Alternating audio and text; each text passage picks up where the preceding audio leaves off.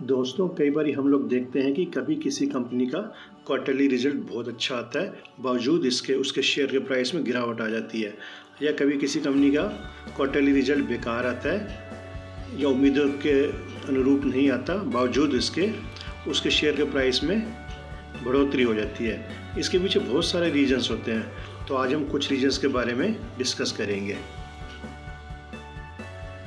तो जो बहुत सारे रीजंस होते हैं इसके पीछे, उनमें एक रीज़न प्रॉफिट बुकिंग का भी होता है। हम इसको एक एग्जांपल से समझते हैं। जब भी किसी को फ्यूचर में कुछ अच्छा होने की उम्मीद होती है तो वो उसके बारे में एक्साइटेड रहता है। ये एक जनरल ह्यूमन टेंडेंसी है। जैसे कि एक स्टूडेंट जो कि अपने एग्ज़ाम में अच्छा करके आया है तो वो उसके रिज़ल्ट के लिए एक्साइटेड रहता है, अच्छे रिज़ल्ट के लिए एक्साइटेड रहता है। तो सेम स्टूडेंट्स की तरह शेयर मार्केट में इन्वेस्टर्स भी होते हैं। जहां इन्वेस्टर्स को उम्मीद होती है कि आने वाले क्वार्टर में किसी कंपनी का अच्छा रिजल्ट आने वाला है, तो वो एक्साइटेड रहते हैं और इस उम्मीद में कि इसके शेयर्स का प्राइस बहुत बढ़ेगा। जब इसका अच्छा रिजल्ट आएगा तो वो लोग शेयर्स को ख़रीदना शुरू कर देते हैं और इस चक्कर में शेयर्स के प्राइस बढ़ने शुरू हो जाते हैं। ऐसा तो नए इन्वेस्टर्स के साथ होता है। तो जो उस कंपनी के ओल्ड इन्वेस्टर्स होते हैं, जिन्होंने पहले से इन्वेस्ट किया होता है, उनको पता होता है कि जो अच्छा रिजल्ट आना है, उस चक्कर में कई नए लोग, नए इन्वेस्टर्स शेयर्स को बाई करेंगे। तो वो इस इवेंट को अपॉर्चुनिटी के तौर पे लेते हैं और अपने शेयर्स को बेचना शुरू कर देते हैं। तो more and more investors start booking profits. तो जितने ज़्यादा ओल्ड इन्वेस्टर्स अपने शेयर्स को बेचना शुरू कर देंगे, प्रॉफिट बुकिंग शुरू कर देंगे, तो उसका रिजल्ट क्या होगा कि उस शेयर का प्राइस गिरना शुरू हो जाएगा। तो एक प्रॉफिट बुकिंग भी बहुत बड़ा रीज़न होता है अच्छे क्वार्टर के रिजल्ट आने के बाद भी प्राइस के गिरने का। और कई बार अच्छे रिजल्ट आने के बाद क्या होता है कि किसी भी कंपनी के शेयर्स का वैल्यूएशन हाई हो जाता है, तो उस वजह से भी लोग उस कंपनी के शेयर्स को बेचना शुरू कर देते हैं, क्योंकि उनको पता है कि अब ये ओवर वैल्यूड हो गई है, अब इसमें उतना अच्छा रिजल्ट नहीं आएगा जितना तब आता जब ये ओवर वैल्यूड नहीं होती। तो एक रीज़न ये भी होता है कि कंपनी के शेयर्स के प्राइस गिरना शुरू हो जाते हैं अच्छे रिजल्ट होने के बाद भी।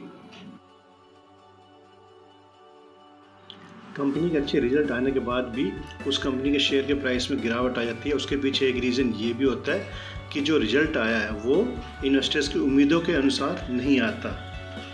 जहां इन्वेस्टर्स को लगता है कि इतना अच्छा परफॉर्म करेगी कंपनी, लेकिन एक्चुअल में कंपनी उससे कम अच्छा परफॉर्म करती है, तो इन्वेस्टर्स को ये बात अच्छी नहीं लगती। तो बहुत से इन्वेस्टर्स अपने शेयर्स बेच के बाहर निकलना शुरू हो जाते हैं। तो एक वजह ये भी बन जाती है शेयर्स के प्राइस में गिरावट की।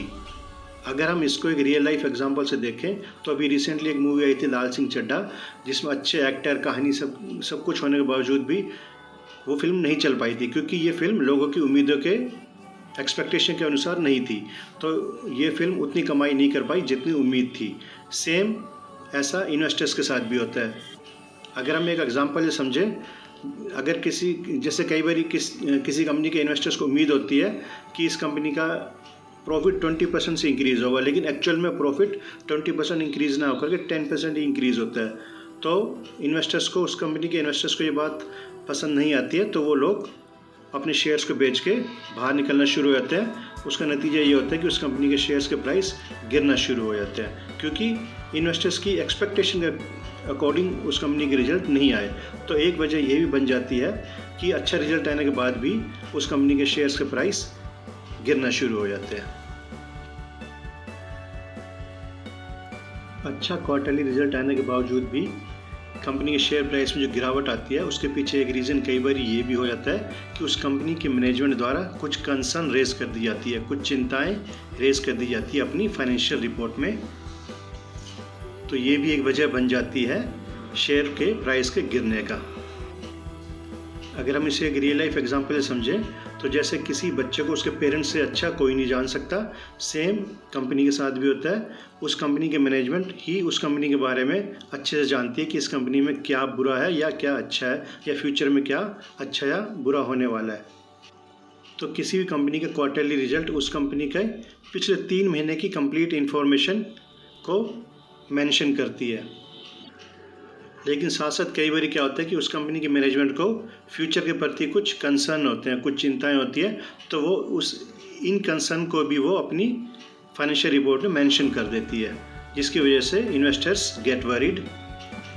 जैसे एग्रीकल्चर या फर्टिलाइजर से रिलेटेड जितनी भी कंपनियां होती हैं, तो ऐसी कंपनियां कई बार अपनी फाइनेंशियल रिपोर्ट में फ्यूचर की प्रॉफिटेबिलिटी को लेकर के कुछ कंसर्न रेज कर देती हैं कि फ्यूचर में प्रॉफिट पर असर पड़ सकता है एडवर्स वेदर कंडीशन को लेकर के। तो ऐसी कंसर्न को वो लोग अपनी फाइनेंशियल रिपोर्ट में मेंशन कर देते हैं। तो मैनेजमेंट की इस कंसर्न की वजह से भी कई बार इन्वेस्टर्स गेट वरीड, तो वो लोग भी अपने शेयर्स को बेचना शुरू कर देते हैं, जिसका नतीजा ये होता है कि प्रॉफिट अच्छा होने के बावजूद भी कंपनी के शेयर्स में गिरावट शुरू हो जाती है। सिंपल सी बात है कि जब किसी कंपनी के मैनेजमेंट को ही ट्रस्ट नहीं होता है फ्यूचर के लिए, तो उस कंपनी के इन्वेस्टर्स को क्यों होगा। तो एक वजह ये भी बन जाती है। क्वार्टर रिजल्ट्स आने के बाद कई बार किसी कंपनी की फाइनेंशियल स्टेटमेंट बाहर से तो बहुत अच्छी लगती है, मतलब हमें ये नज़र आ रहा होता है कि उसका प्रॉफिट भी बढ़ रहा है और रिवेन्यू भी बढ़ रहा है, लेकिन एक्चुअल में जब डीप एनालिसिस किया जाता है इन फाइनेंशियल स्टेटमेंट का, तो पता चलता है कि इस कंपनी की फाइनेंशियल पोजीशन एक्चुअल में डिटेरियोरेट हो रही है। आम इन्वेस्टर, इंडिविजुअल इन्वेस्टर इतना डीप एनालिसिस कंपनी का नहीं कर पाता है, लेकिन जो बड़े बड़े इंस्टीट्यूट होते हैं जैसे FII, DIE वगैरह, इनके पास इतने रिसोर्सेज होते हैं कि वो हमेशा टाइम टू टाइम कंपनी की फाइनेंशियल स्टेटमेंट का डीप एनालिसिस करते रहते हैं। इन FIIs को, DIEs को या बड़ी मेजर इंस्टीट्यूट्स को जब भी पता चलता है डीप एनालिसिस करने के बाद कि इंटरनली कंपनी के फ्यूचर ग्रोथ पे फ़र्क पड़ने वाला है, तो ऐसे टाइम पे ये लोग भी धीरे धीरे करके अपने हिस्से को बेचना शुरू कर देते हैं। और जब इतने बड़ी बड़ी FIIs या DIEs अपने हिस्से को बेचती हैं, तो शेयर के रेट में गिरावट आनी शुरू हो जाती है, तो आम इन्वेस्टर भी बाहर निकलना शुरू हो जाता है। अभी रिसेंटली कोटक महिंद्रा बैंक ने क्वार्टरली रिजल्ट्स के अंदर बहुत अच्छा परफॉर्म किया था, लेकिन साथ साथ लॉरस लैब ने क्वार्टरली रिजल्ट्स के अंदर अच्छा परफॉर्म नहीं किया था। बावजूद इसके शेयर के रेट बढ़ गए थे और कोटक महिंद्रा बैंक के शेयर के रेट गिर गए थे। कोटक बैंक के क्वार्टरली रिजल्ट्स अच्छे आने के बावजूद भी इसके शेयर्स 1.5% तक गिर गए थे और लॉरस लैब के शेयर्स 6% तक बढ़ गए थे, बावजूद इसके कि इसकी क्वार्टरली परफॉर्मेंस या क्वार्टरली रिजल्ट अच्छे नहीं थे। तो किसी भी कंपनी के शेयर खरीदने से पहले हमें उसके शेयर्स जो खरीद रहे हैं, हमें सिर्फ इस बात पे नहीं खरीदना चाहिए कि उस कंपनी ने क्वार्टरली रिजल्ट में बहुत अच्छा परफॉर्म किया है, बल्कि हमें ओवरऑल कंपनी की मैनेजमेंट देखनी चाहिए, उसका ओवरऑल सेक्टर कैसे परफॉर्म कर रहा है और इस कंपनी का बिजनेस कैसा है, और जो भी स्टेटमेंट फाइनेंशियल स्टेटमेंट आई है उसका हमें एनालिसिस करना चाहिए। जैसे अभी लॉरस लैब का हमने बताया था, उसका क्वार्टरली रिजल्ट बेकार आया था, लेकिन बावजूद इसके शेयर्स बढ़ गए थे। इसकी वजह यही थी कि इन्वेस्टर्स ने जब डीप एनालिसिस किया तो उनको ये लगा होगा कि अभी किसी वजह से इसके फाइनेंशियल रिजल्ट बेकार आए हैं, लेकिन इसका फ्यूचर ओवरऑल अच्छा है। हर तरीके का उन्होंने एनालिसिस किया होगा, तो इस वजह से भी शेयर के रेट गिरने नहीं पाए, इसके रेट बढ़ गए। और कोटक के अंदर भी बिल्कुल जस्ट उल्टा हुआ। कोटक का करंट रिजल्ट तो बहुत अच्छा आया था, लेकिन इन्वेस्टर्स का विश्वास नहीं बन पाया फ्यूचर को लेकर के, तो कोटक के प्राइस गिर गए, बावजूद इसके कि इसका करंट क्वार्टरली रिजल्ट बहुत अच्छा आया था। और बहुत से हिडन फैक्टर्स भी होते हैं जो कि शेयर्स के बढ़ने या कम होने पे बहुत बड़ा रोल प्ले करते हैं, तो हमें ओवरऑल डीप एनालिसिस करना चाहिए। कई बारी एक्सटर्नल फैक्टर्स भी बहुत बड़ा रोल प्ले करते हैं किसी कंपनी के शेयर के प्राइसेस के बढ़ने या नीचे हो जाने में। किसी भी देश की इकोनॉमी बहुत ज़्यादा डायनेमिक और कॉम्प्लेक्स होती है, इसको आसानी से प्रिडिक्ट नहीं किया जा सकता या आसानी से इसको कंट्रोल नहीं किया जा सकता। बहुत से एक्सटर्नल फैक्टर्स रोल प्ले करते हैं जिनको आसानी से प्रिडिक्ट नहीं किया जा सकता, जैसे इन्फ्लेशन का बढ़ जाना या इंटरेस्ट रेट का बढ़ जाना, कब गवर्नमेंट या रिज़र्व बैंक इंटरेस्ट रेट को बढ़ा दे या कम कर दे, ये हमारे को पहले से प्रिडिक्ट नहीं किया जा सकता। कोई पेंडेमिक हो जाना, जैसे कोरोना की सिचुएशन हो गई थी, लॉकडाउन हो जाना, ये सब चीज़ें मार्केट के सेंटिमेंट्स को बहुत बुरे तरीके से अफेक्ट करती है। ये सभी एक्सटर्नल फैक्टर्स होते हैं जो कि आसानी से प्रिडिक्ट नहीं हो सकते। ऐसे किसी भी सिचुएशन में किसी कंपनी के शेयर के प्राइस जो बहुत तेज़ी से ऊपर जा रहे होते हैं वो अचानक से गिरना शुरू हो जाते हैं, क्योंकि ये सारे फैक्टर्स देश की इकोनॉमी में बहुत ज़्यादा असर डालते हैं। तो देश की इकोनॉमी में माइनर सा भी एडवर्स चेंज जो है वो शेयर के प्राइस को एडवर्सली अफेक्ट करता है।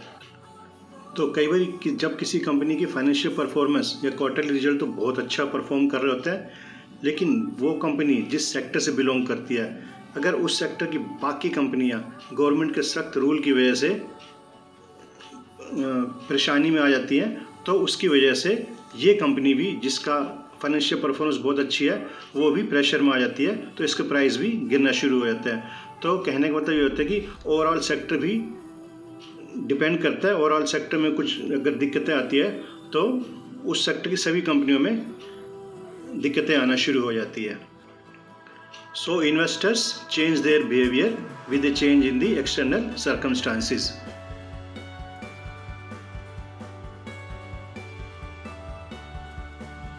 तो इन सब रीजंस के अलावा बहुत से और भी रीजंस होते हैं जो बहुत बड़ा रोल प्ले करते हैं किसी भी कंपनी के स्टॉक के गिरने में, बावजूद इसके कि उसका क्वार्टरली रिजल्ट अच्छा आया था। तो किसी भी इन्वेस्टर को इन सभी पॉइंट्स का अलग अलग स्टडी करने की बजाय क्यूमुलेटिवली स्टडी करना चाहिए। तो किसी भी कंपनी के प्रॉफिट में इंक्रीज होना, रेवेन्यू में इंक्रीज होना या मार्जिन्स में इंक्रीज होना is not an absolute sign of better financial performance of the company. किसी भी इन्वेस्टर्स को केयरफुली एनालाइज करना चाहिए क्वार्टरली रिजल्ट्स को, कोई भी इन्वेस्टमेंट का डिसीजन लेने से पहले।